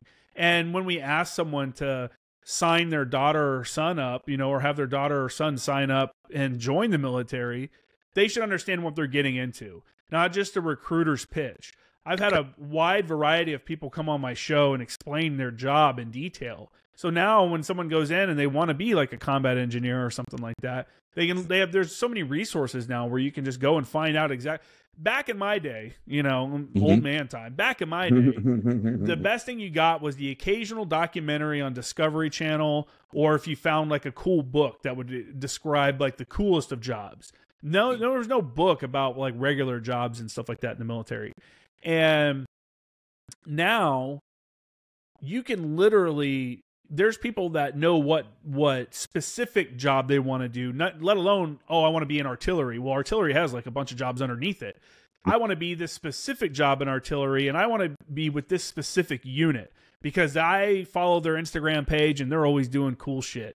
You know what I'm saying? And that's just, I don't know. We're in a different time, like where that's the reality. You know what I'm saying? Yeah. Like, you can find all that information out. So again, I was rambling a little bit. I don't know. No, not at all. Not at all. Actually, that's spot on. Now, so that's a perfect transition. Actually, let's talk about that now. Let's talk about JTAC, because a lot of people don't know what JTAC. We've mentioned that term throughout the podcast, and a lot of folks may not know what a JTAC is. So let's talk about and let's talk about mechanic, because I love. Let me tell you something. I personally love stories like that, because like I told you, I was a 0431. I got 6 MOSs and I lat moved. And the way I lat moved was because I volunteered for the JRTCs, which is going to the field so many times that after a while they were like, hey, we got a new XO. And they're like, hey, put him up with Corporal Rivera. Corporal Rivera knows the entire ANGLICO mission. He's good to go. Assuming I was an 08. And then they looked at my MOS and like, what the fuck is a 0431? You're supply. I'm like, I'm not supply. And but then after that, they sent me to the school, and one thing led to another, you know. Yeah. But I love that, you know, because you know, again, the recruiter makes it seem one thing, and then you get there, you're like, this is, you know, I did all that boot camp stuff, Paris Island, now I'm doing this on a computer. I'm like, this sucks. This is not what I wanted to do, you know. Yeah, 100%. I mean, when I joined in 2006. I came in. It took me a few years to get in. I got arrested when I was like 18, when I was still a senior in high school. And I literally, me and my buddies went to the recruiter's office right after September 11th. And, cause I was a senior that year. And then like 2 months later, I got arrested for weed. And, that kind of put me down a path where I had to wait. So anyways, long story short, I joined in 2006. And at the time, I had tried to join like because of me getting arrested, it was a process to get in. And when I finally got everything good to go and everything like that, and was going down to leave, I thought I was going for infantry, and I'd been like, my recruiter was like, yeah, I'm working on it. It's going to be hard to get. A lot of people want infantry, you know, there's a quota, blah, blah, blah, blah. And I'm like, all right. And it came down to like, yeah. In 2000, because everyone was signed. Most people, when they were joining the Marine Corps, they didn't want to join to be something else. And there's only so many seats per month or per quarter or something like that. And so he asked me what other jobs I wanted to do. And I was like, yeah, forward observer, engineer or something, you know, but I wanted to do infantry. And he was like, well, we're going to work on that. And these are just backups. And then I would contact him like every week until like literally a couple days before I was getting ready to leave for boot camp. And like, hey, did you get my infantry contract? And the last time I called, he wasn't in the office, and there was another recruiter there. And the other recruiter wasn't going to tell a kid that's getting ready to go to boot camp, no, we didn't get your contract. He's like, oh, yeah, man, you're good to go. You're all set. Man. I'm like, all right, cool. Yeah, be here Friday. You're heading out. And I'm like, all right, cool, or whatever. Be here Thursday, whatever. And I hang up with that dude. I'm like, everything's good to go. Go down to the recruiters, head down to MEPS to go to boot camp. You know, I'd sold my car. I had moved out of my apartment. I had quit my job. Found out my girlfriend at the time was pregnant. You know, like life is happening. And I get down there and they're like, so what job do you want to do? And I'm like, what do you mean, what job do I want to do? I'm going in as infantry. And they're like, no, you can do infantry, but you're going to have to wait 3 months. And I'm like, dude, I can't wait 3. I'm like, I just literally quit my job and all this stuff. And they're like, well, if you want to leave today, you got to do supply, admin, or open contract. And I'm like, dude, fuck that. I was like, my dad was military. My dad's Army. And I was like, open contract. I was like, if that happens, I'll, become a cook or a fucking mechanic. Yeah. And they're like, no. And well, what happened was I ended up becoming a fucking mechanic. Man. And I got sent to MLG, and I was with maintenance battalion, and I was miserable. It was not what I wanted, because I wanted to come in and do infantry stuff and be a Marine. Man. And what's that? No, I said I relate to that. That's exactly how I felt in logistics, Yeah, and maintenance battalion is like working in a factory. We would come in at 5 for PT and then be back at 7 with coveralls on.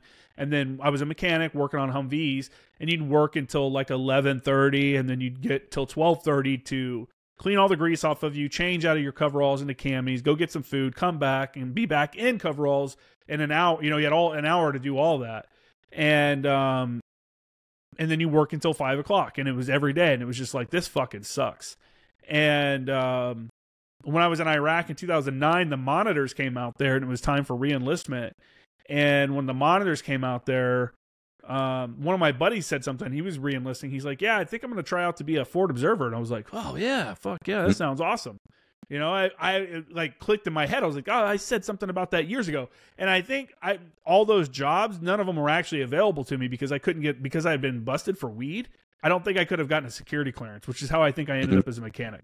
Stupid. Wow. Yeah, because my GT score was fine. We lost intel guys. Think of all the good intel guys we lost over weed or something stupid like that. Yeah. Yeah. And so I think I had like a 112 GT score or something like that. So it wasn't like I'm an idiot or something like that, and they made me a mechanic. And so anyway, so he said something about it. I'm like, that's a good idea. I'll put in for that lat move too. And I ended up getting it, and this was in 2009 in Iraq, and I came back from there and immediately got sent to 10th Marines, where I was with 2nd Battalion, 10th Marines. At that time, I got promoted to sergeant because the Motor T cutting score was much higher than the 0861 cutting score. So as soon as I got my designator changed to 08XX, because I hadn't gone to MOS school yet, I got promoted immediately. So now I show up to 10th Marines as a sergeant, and I thought I'm going to go in and be a forward observer and do all this stuff. And my gunny quickly was like, no, that's a Lance Corporal's job. You're a sergeant. You're going to be a fires chief. And then he's like, maybe down the road you'll get to be a JTAC. And I'm like, what's that? And he's like, you do the airstrikes. I'm like, that's where I want to be. Yeah. And so I did some training there, and I didn't know anything. I came from Motor T, from maintenance battalion, where you don't even go to the field. So they had literally shown me how to plot on a map, do very, very basic stuff. And I did OJT for like 9 months, and then went to MOS school finally, came back. And then a few months later, got tapped to be the fires chief for 3rd Battalion, 6th Marines, and deployed with them to Marja in 2011. And this was the second deployment to Marja. This wasn't the push into Marja. This was their follow-on one. And we went in 2011 as the fires chief, and I didn't want that. Again, I wanted to be a scout. Usually they were taking lat movers, and even if you were a sergeant, they were going to send you down as a scout with the line companies, but they didn't have a person to be a fires chief for that deployment. And the guy I worked under, Gunny Klein, was like a fire support guru and just trained me up so well that I could be the fires chief for him. And I was bummed about it because I wanted to be a scout, but I got to do all the calls for fire for the unit while we were deployed, because we would find stuff on like blimps, on PGSS or the towers with cameras, or UAVs, and then strike it with HIMARS and stuff like that. And if I wasn't doing my stuff, if I wasn't calling in artillery, I was doing the piss off, the targeting for the airstrike. So I'm sitting right next to the JTAC and the air officer. And this is my first like intro to what they're doing, because I've been arty this whole time, and I would help do their targeting stuff. So anyways, we got pretty good work on that deployment. Came back, and the requirement at the time was that you had to do at least one combat deployment to be looked at for TCP school, and they needed JTAC. So as soon as I came back from the deployment, they swooped me up and sent me to TCP school at EWTG LANT, Expeditionary Warfare Training Group Atlantic.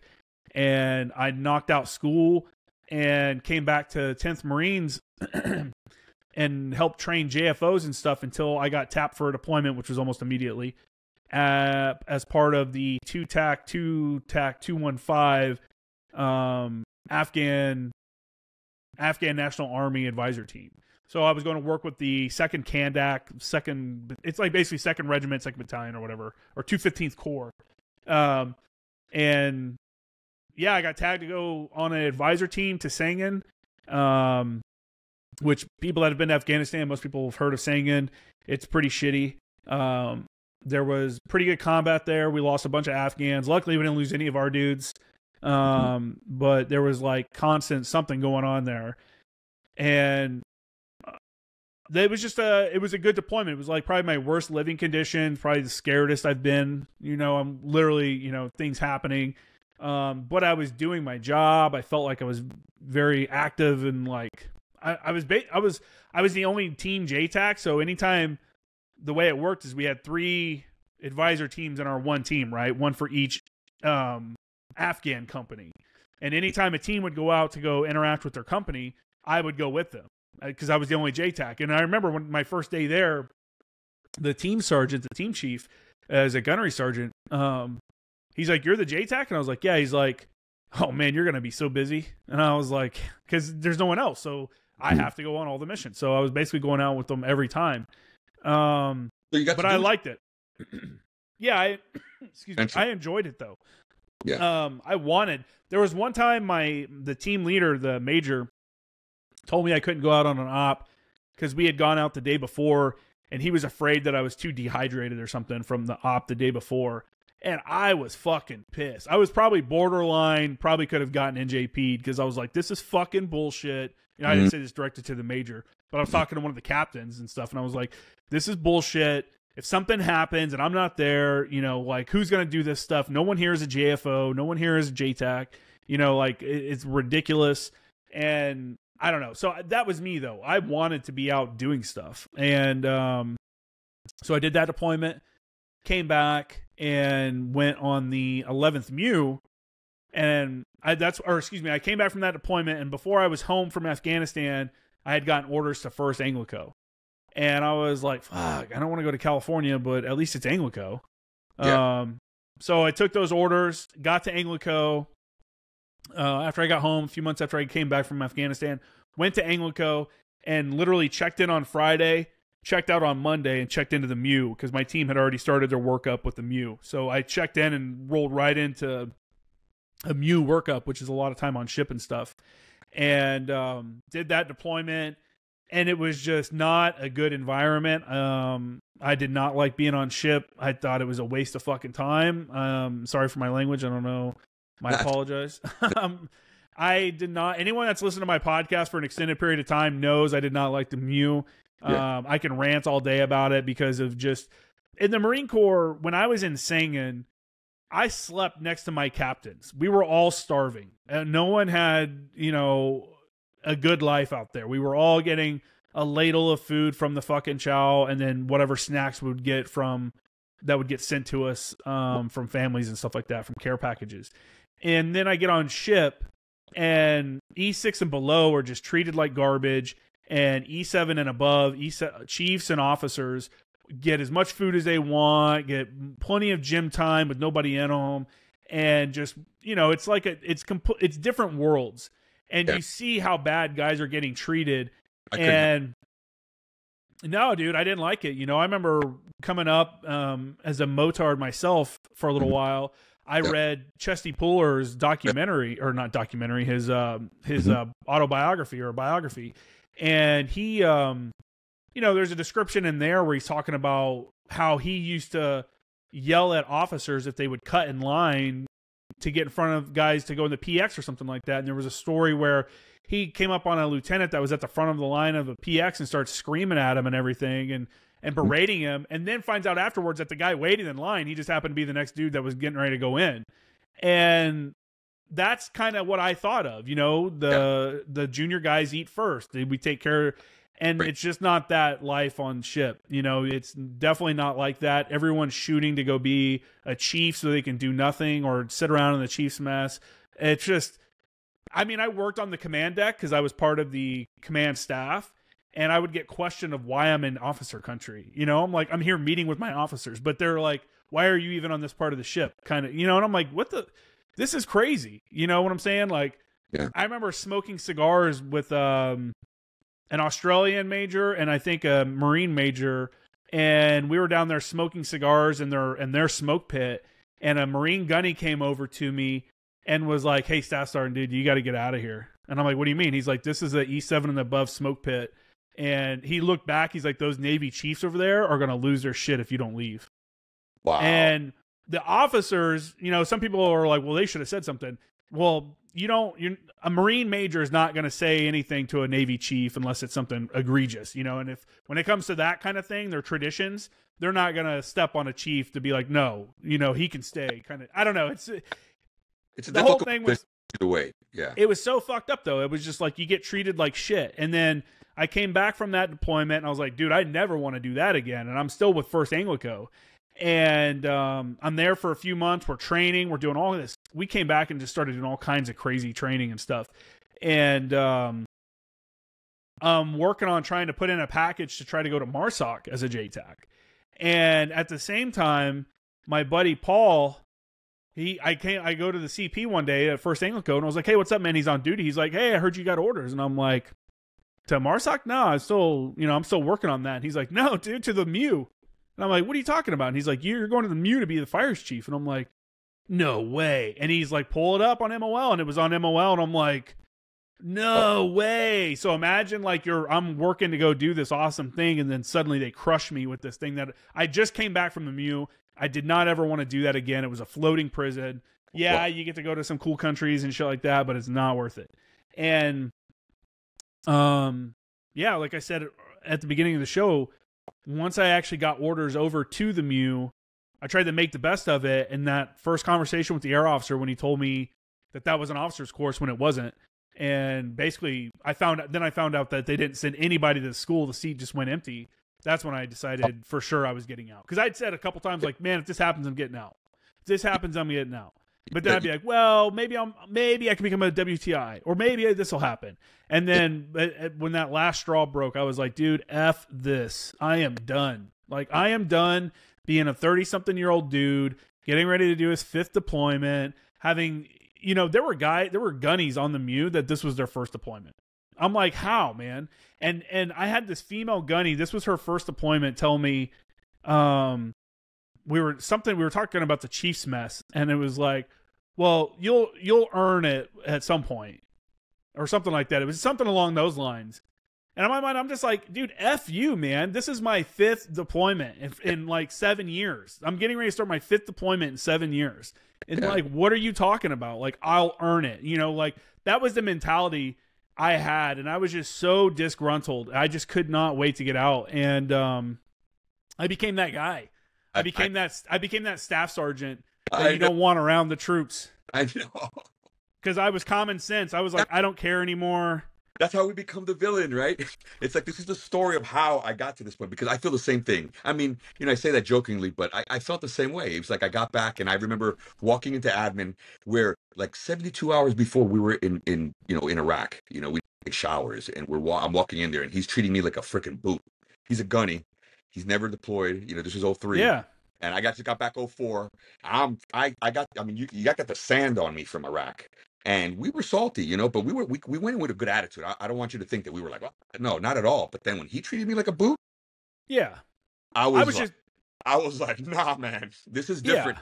And soon after I was out of there. I didn't last too many months. I was like, listen, I'm a detriment to the Marine Corps right now. At this point, I'm just a detriment. I regret it though. I wish I would have hung in there and just, played the game for a little bit. Nah, I don't regret anything. I had my buddy who was a staff sergeant. He's like, dude, there's nothing better than a staff sergeant with nothing to lose. And I was like, because no one would speak up in meetings or say something stupid. Yeah. But I had no reason not to. And, when I got to that point where I'm like, I'm getting out, I don't care anymore about, and then when I mean I don't care anymore, I mean about the bullshit. Yeah. I had a gunny try to stop me on ship. He goes, hey, your boots are bloused too low. It's supposed to be between the second and third eyelet. I'm a staff sergeant. Yeah. It's supposed to be between the second and third eyelet. And I just turn around and I go, Gunny, and Papa 1020.34 Golf, the uniform order doesn't state anything like that. And he's like, well, it should look better than that. And I'm like, no. You're injecting your opinion into the order. The order is or it is not. It does not say that, so you can't tell me that. And people just didn't like that, man. And I didn't care because I was like, fuck it, I'm getting out. I got into it with the MEU Sergeant Major. He would always give me shit about having my hands in my pocket. All the time. He'd be like, get your hands out of your... He'd always see... I always stood with my hand... I don't know. I still do it. I still walk around with my hands in my pockets. And one time we were on ship, and he's told me multiple times, to take my hands out of my pockets. We're standing there in chow, and I'm waiting in line in chow with all... As an E6, you can cut to the front of the line in chow, but I was like, that's fucked up, so I would always go to the back and wait. And I'm waiting in line, and I had a couple of my buddies with me, and it's all... E5 and below in line with us, and we're standing there, and I got my hands in my pockets. And someone was like, hey, Staff Sergeant, you better watch out, because Sergeant Major so-and-so came through, the Ace Sergeant Major, and yanked somebody's hand out of his pocket earlier. And I'm like, what? I was like, they can't do that. Like, they're not allowed to touch you. I was like, man, if someone did that to me, I'd say something.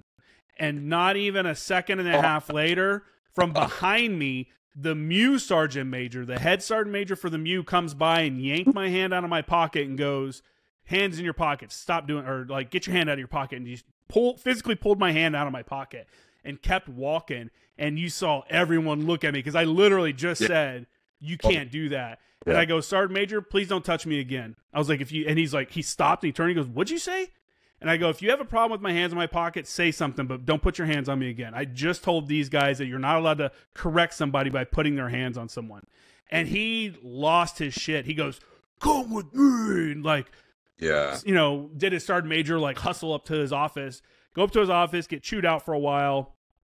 And I'm just standing there taking it. I don't care. Again, I'm like, whatever, man. And he's like, what's your problem? And I was like, Sergeant Major, I'm just burned out. And he's like, from what? And I was like, this is my 5th deployment in 7 years, man. And, or I didn't say man. I was like, this is my 5th deployment in 7 years. You kind of seem like, okay. And so then he kind of tried to soften a little bit and then kind of turn it and accuse me of something else to kind of keep it going. He's like, well, you submitted this re-enlistment package for this Marine and it was effed up. I had to kick it back down. And I was like, for who? And he said the name again. I was like, that's not even my guy. At this time, I'm on MEU staff. I'm the MEU fires chief. And he was talking about an ANGLICO Marine. And it wasn't, the other chief submitted the package, the ANGLICO team chief. And I'm like, dude, we're 4 or 5 months into this deployment and you don't even know who I am. You know what I'm saying? You don't even know my job. Like, you don't even know that I'm not he goes, aren't you the ANGLICO chief? And I'm like, no, I'm the MEU fires chief. And he was just like, and I'm like, this is fucked, and it's just all of that kind of thing constantly bothered me. It just like, I was just so done with it, man. So when I got back, you know how it is. I mean, on the down cycle of a MEU, there's nothing going on. And when we got back, I had like 6 months left or something. And I took every P or what do they call them? Trained all the TRS classes. I took every class that they offered. They had the regular transition course that everyone had to take. And then you could take these like specific ones if you wanted like an entrepreneur course and then a college course. And it was all these like different like couple days or a week long class that taught you about a different topic. Say it again. What were those courses? Did they really help? They were okay. I mean, they were repetitive. A lot of it was repetitive, because they were some of the topics applied and no matter what route you go to. But it was good to at least know my different options that were out there. Most people don't have that opportunity. Again, I was a staff sergeant. We were on the down cycle of a MEU. My replacement was already there. So I had nothing to do. I had no job. And so I just took every class I could, and again, tried to knock out as many college classes as I could. And then that was it, man. I got out in 2018, and the rest is history, I guess. Wow.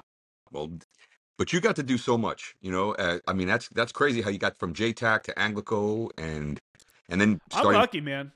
Yeah, I'm lucky. I got to go, and I mean, even from the beginning, even as a mechanic, part of the time I spent as a mechanic, I got pulled to go work on a program that no one knew what it was.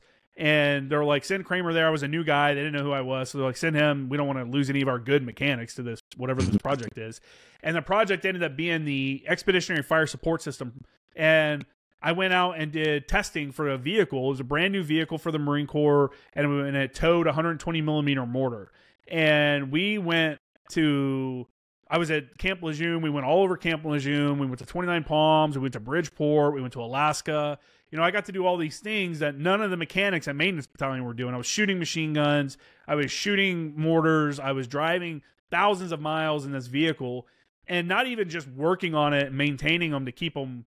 There was 3 mechanics, and we had to keep them running for the test phase. They were testing them to see if the Marine Corps even wanted to buy them. And but at the same time, we were identifying stuff that could be improved, and we were fabricating stuff and adding new stuff to the vehicle. So it was a really cool environment. And so I got to do that. I've got to go see the Northern Lights and stuff like that as a forward observer and stuff.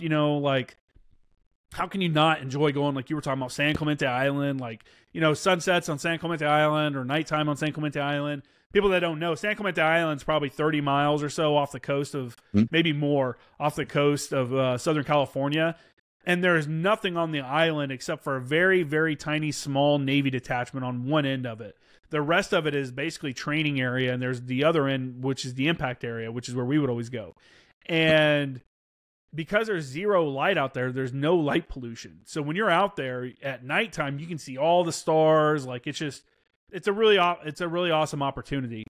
And I used to tell people being a JTAC and then being a JTAC evaluator was kind of like being a ghetto rock star. You get to travel a lot, but you're staying in shitty hotels in places like Yuma or freaking, in these places that you wouldn't normally go. Yeah. It's cool. Wait, I'm going to steal that from you. A ghetto rock star. Yeah. I mean, we would go out to Gila Bend, and which is in Arizona in the middle of the desert, and there's nothing out there. There's a small, very, very small town, and right next to this massive bombing range.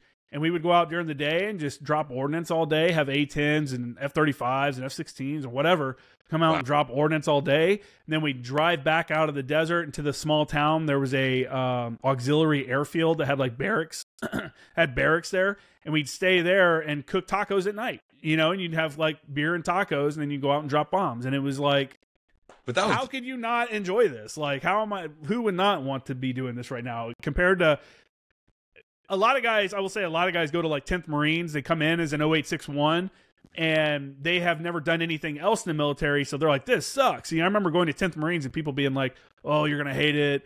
We're in the field all the time. Da, da, da, da. And I'm like, man, I came from being a mechanic where I was miserable. And everything was awesome. They're like, we're going to the field. I'm like, hell yeah. This is all the stuff I wanted to do.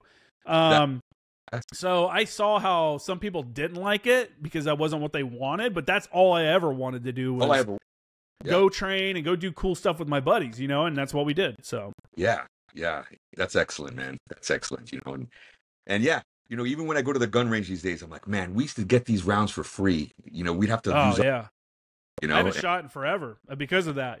I'm in California. In California to even get ammo, you have to go do a background check. I mean, not saying I can't, but it's just it's such a hassle, to even do anything. The best thing you have in California is once you get the ammo and stuff, you can go out to the desert. There's a lot of BLM land out here. And for those that don't know, if you're most of it, I think almost all of it is west of the Mississippi River. But the BLM land, the Bureau of Land Management land, a lot of it you can just go out and shoot on. You know, and there's like you can set up. There's guys that set up long range targets and stuff like that. As long as it's like there's some restrictions to it, but it's very very much like big boy rules. You're going out in the middle of the desert and shooting, and you can do kind of whatever you want as long as you don't like catch fires and shoot like downhill. You know, use common sense. I have a backstop. You know, there's a mountain over there, so I'm going to shoot that way towards the mountain, not towards the road, kind of deal. Because we had that. I lived in Arizona. I lived off of I worked for Fort Huachuca for several years. Yeah. And we'd go same deal, you know. And I take my kids out there, and it was big boy rules. The park ranger would drive by. He sees we look legit. He didn't care, you know. Just shoot south. And yeah. And there's areas where it's known, you know, and it's kind of built up a little bit by shooters, so that when people come out, it's already, you know, it's nothing official. It's not an actual shooting range, but it's, you know, they have everything kind of ready. But again, there's so much you can do out there. I mean, I camp a lot, you know, or not so much, haven't in a little bit, but I was camping a lot, BLM land. I took one of the most important things I did, and I think I recommend a lot of people do, is, you know, we forget that the country is so large and there's so much stuff in it. And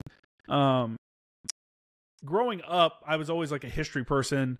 I used to, when I was a kid, we had an almanac, or not an almanac, an encyclopedia, and I used to read the encyclopedia books and stuff like that. And I always wanted to see all this stuff I was reading about. And my first summer break from college, I loaded up my Jeep and just spent just over like 2 weeks just driving around, seeing stuff. And that's when I started the podcast also. So I was like, hey, I'm going to do this giant road trip from San Diego to my family in Indiana and back. And along the way, I'm going to camp, and I'm also going to ride on, you know, surf couches of dudes I served with and record an interview with them. And that's what it was. The first interviews are like, my very first one was with Cam Emil, who was our corpsman, went on my advisor team. He went to Sangin 3 times, and I went to visit him up in San Francisco, and we did a recording there, you know. And then the next day I moved along, and I just drove and just saw Mount Rushmore and Donner Pass and Yellowstone, and I went to where Martin Luther King was assassinated, you know, and I stopped in the Ozarks and did a little bit of off-roading. You know, just like tried to like see all this stuff that I'd always read about that I wanted to kind of see myself. And I don't think enough people do that. I don't think people take advantage of everything that this country offers, right? And the history behind it. It's easy to shit on the United States, and a lot of people do that nowadays, say there's no culture and stuff like that. But that's a test that's just people that have never gone out and done anything. I think amazing. B.B. King would be upset to hear that you think there's no culture. You know, I think, you know, stuff like that. It's just like, you know, one of the things I always saw when I was a kid, there was those in the southern Colorado where they have those caves in the mountainside where they built a village in the side of the mountains and stuff. Okay. Yeah. That kind of thing. I was like, dude, I want to see this. You know, I want to. So it was like awesome. I went to Horseshoe Bend in Grand Canyon and saw the big giant horseshoe and stuff like that. All this stuff. It's just, I don't know. I thought it was important. So I did a couple weeks and did something like that. And I recommend everyone does something. That's in that situation, you know, something like that. You have to see that opportunity and seize it. And it would have been easy to be like, no, I don't have time. No, I can't do this other stuff. Part of it was I had the website at the time, and the stuff that I ship myself that I have on me, I just took it with me in my Jeep, and I was like, I'll mail it from whatever town I'm in. You know, I have all these ANGLICO stickers and stuff like in the Jeep with me, and then I was just mailing them out from all over the country. Owen? What's that? While you were like doing the podcast. Yeah, because the internet, I mean, the website's online, so as long as I had an internet connection, I could manage the website. Yeah. And I don't know. And, you know, I interviewed a guy who was a recon Marine, and he got out, and he spent 2.5 years driving an RV around. First, he did the United States, and then he went through every state in Mexico, and then he went through all of South America. And he just, for 2.5 years, and he used this some kind of like backpacker app where he along the way, he would pick up random people. You know, oh, this is a couple from like Sweden. They're going to be with me for like 5 days. We all throw down on gas and food, and they just drive with me through Chile, you know? And I'm like, that's crazy, you know? But he saw an opportunity to do something and seized it before life got in the way. Yeah. You know? I mean, he got to go. He's a recon guy, so he's a diver, and he got to go and he went to the Galapagos Islands twice. And the second time he went, he got to stay for like a month or two and be a guide or a dive instructor or dive guide in the Galapagos Islands to like kind of fund his way there. And I'm like, dude, Yeah. you know, that's so crazy. That is awesome. That is fantastic. But yeah, man, I hope hearing stuff like that gives some people hope. Like there's more to life than just going into work and grind and stuff like that. Exactly. You know, that's the common theme, Justin, you know, like that we say here is tribe and purpose.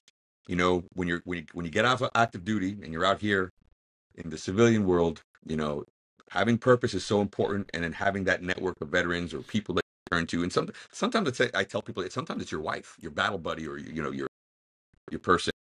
Because in the military we had our gunny to go to when we had problems or anything, and come out here you don't have that. So, yeah, I mean, build your network up before you get out. Get people, don't lose touch.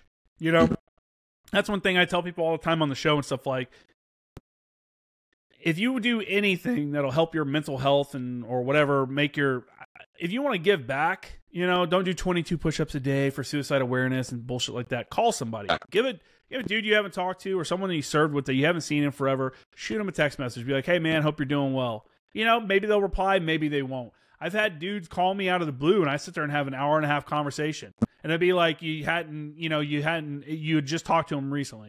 You know, it's what it would feel like. It's what it felt like. It was just like, start talking smack about each other, start talking smack about different things. Oh, you remember that one time?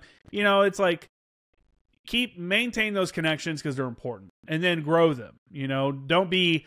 One thing Marines have a problem with is that they're like, we're Marines, you know, like, I don't want to hang out with the Navy dudes, or I don't want to hang out with the Army guys. And that's just a bad idea. Again, no one cares what you did. You know, whatever you did in the military is what you did, and you're the only one that's really, I don't know, that matters to. I think those are the younger Marines. As we get older, we don't care. I mean, we're happy to just be around veterans. You know what I mean? I mean, that's been my experience. Like, you know, older veterans, you know, older Marines, they don't care. Yeah, I think younger Marines, yeah, they got that. You know, because I've seen them in college. I see them, I'm like, oh, like, I can't even hang with them. I'm looking at them. Oh man, that dude. No, I can't hang out with him. Like, I want to, but he's like, you know, he just got out and he's in that zone of I'm better than everyone. Nah. The only people I can't hang out with are the ones that are like super motards when they get out and they wear like the veteran stuff and are like, you know, just very vocal about being a veteran. It's like, we get it, dude. Like, it doesn't have to be like your entire personality. You know, I remember going to a party and seeing a dude who was a Navy veteran. I went back home and there was like a house party, and there was a guy who was wearing like American flag silkies and some kind of motard veteran t-shirt, and he had like an American flag bandana on and was just like chugging beers and like being obnoxious. And I'm like, dude, that's like we were saying before, like the caricature. Like, you're making veterans look like idiots right now. You know what I'm saying? Like, you know, we're trying hard. That's why, like, if you notice, like, you know, I wear regular shirts. I might be wearing some suits soon. I don't know, on some interviews. But we're trying to show that, hey, you know, they're trying to change the perception of veterans. You know. And I think the podcast is a great medium for that, because you see how we speak, how we articulate ourselves. But who are the loud ones? The guy that you just mentioned. That's what that sticks in people's heads. They're like, oh yeah, I went to this party and this guy was slamming beers and every third sentence was hoorah, and you know. Yeah, the disgruntled veterans. You know, the guys that, like, I don't know. It is what it is. You know, hey, you do your thing, but just know if you're that guy, you know, like, you're hurting more than you're helping, you know, because like, I can see how a business owner or somebody would look at that and be like, dude, I don't want that in my company. You know, some dude that's all high strung about nothing, you know, like this, like, what is this? You know, this is like, again, a caricature of something. Like, this dude's a wild dude. So I don't know, but yeah. So Justin, is there anything else? I think we've covered a lot. Is there anything else that you'd like to leave on?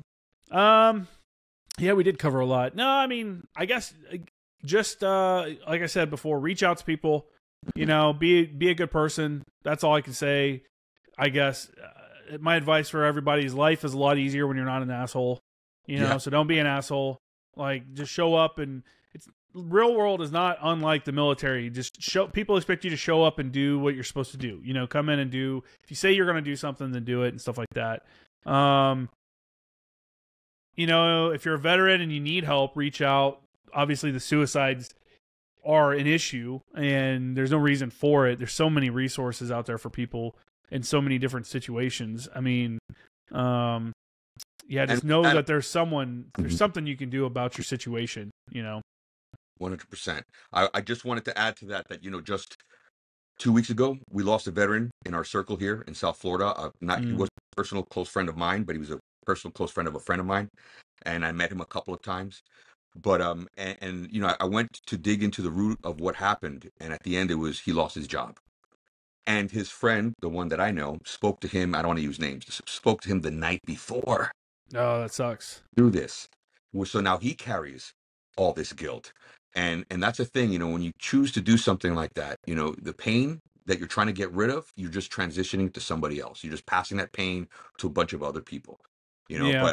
But the fact that he lost his job, I mean, it hit me so hard. It's like, man, that's why I got to continue doing this, you know, persistently. You know, I don't people have are desperate. Or a million, not even close to a million views yet, but I believe in what we're doing so much, and I really appreciate you coming out here with everything that you had to throw down today, because there's some golden nuggets there that veterans really need to hear on the things that you were talking about. Even me, I learned I got to get my stuff squared away as well. I appreciate it, man. Yeah, you know, the road to 1 million views, you got to get one view first, right? You know, one step in front of the other. No one just shows up and everything works out right. That's why I said you got to be ready to be the bottom guy for a while and learn stuff and grind through it and have some adversity in your life and do some uncomfortable things to get better at whatever it is you're doing. But no, man, I really appreciate you having me on. Everybody can check out my website's jcramergraphics.com. I do, like I said, graphic design, t-shirts, hoodies, stuff like that. And then if you need search engine optimization, digital marketing stuff, feel free to shoot me a message there. There's a contact us button, or you can email me at jcramermedia@gmail.com. And then my Instagram is Former Action Guys and Former Action News. Both of those are where I post all my podcast updates and stuff. And your podcast. How can they find your podcast? Yeah, my podcast is available everywhere: YouTube, Spotify, Apple Podcasts, Former Action Guys podcast. You can support the show for free by leaving a review. You know, if you go on, you like an episode, really help out creators, but without having to spend any money. If you have an iPhone, go into Apple Podcasts, leave a review. Spotify allows reviews now. You don't even have to leave a written review on Spotify. You can, you know, do that. That's really it, though. But I really appreciate it, man. Well, thank you so much, Justin. Really appreciate it. And with that said, that brings a conclusion to our Warfighter Sanctuary episode. Thank you so much. Sponsored by Veterans Resource Network, a 501c3. Number 5, out. That wraps up another episode of Warfighter Sanctuary. Thank you for listening. For more information on Vetranet and the businesses featured in this podcast, be sure to check out our website at vetranet.com. That's www.Victor Echo Tango, Romeo Echo, November Echo Tango.com. Become a Patreon subscriber and get VIP access to the Blue Falcon Show, where we continue the interview with their unfiltered thoughts on a range of topics. Some serious, some trivial, always entertaining. Like and follow our Facebook page to join the community at facebook.com/groups/Vetranet. Intro music provided by Army veteran Sabo of NSA Entertainment. Post-show music provided by Marine veteran Justin Martin of JLM Entertainment. Voiceover provided by Marine veteran Mark Denstead of voicedbymark.com. Until next time, remember, hiring a veteran is thanking a veteran. Thank you for your support.